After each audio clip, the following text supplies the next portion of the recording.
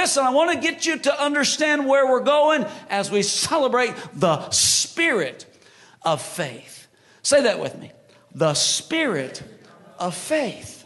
The spirit of faith. Wow, that's interesting, Pastor Coates. Is there a spirit called faith? I don't believe I've ever heard in all of my ministry for the last, well, I was going to tell a joke, but it's corny, you know. I'll be honest. I'm 58 years old. I've been preaching the gospel for 35 years. I don't think I've ever heard a message on the spirit of faith. Maybe I'm just slow. Maybe I just missed it. I'm sure it's been covered, and other pastors have done a wonderful job of teaching on this. I've just missed it.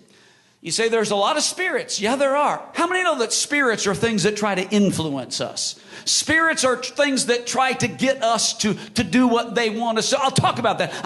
There's a spirit of teaching on me this morning. If you'll listen, if you'll write things down, if you'll receive, I'm going to guarantee there will be an explosion of revelation in this house today. There are a lot of spirits in the world. There are good spirits and there are bad spirits. There are spirits of God, there are spirits of evil, there are spirits of man. I'm going to explain all that in a little bit. There are things that want to influence us. I don't think I've ever really grasped until recently, 3 or 4 weeks ago, that according to the Word of God, there is a spirit called the spirit of faith. 2 Corinthians 4:13, since we have the same spirit of faith. Turn to your neighbor and say, I've got a spirit of faith in me.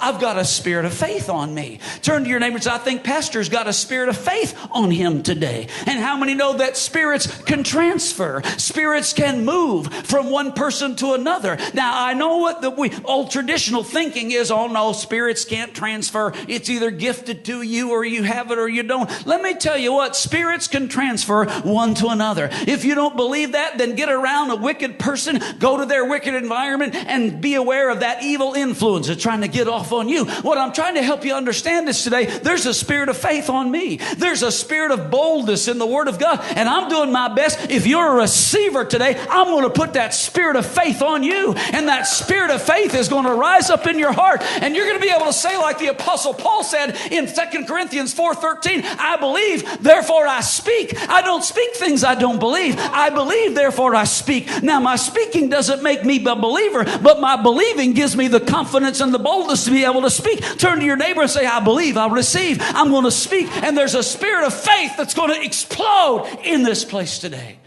If you're a believer, how many believers do I have in the house? Can I see your hand? All right, that's good.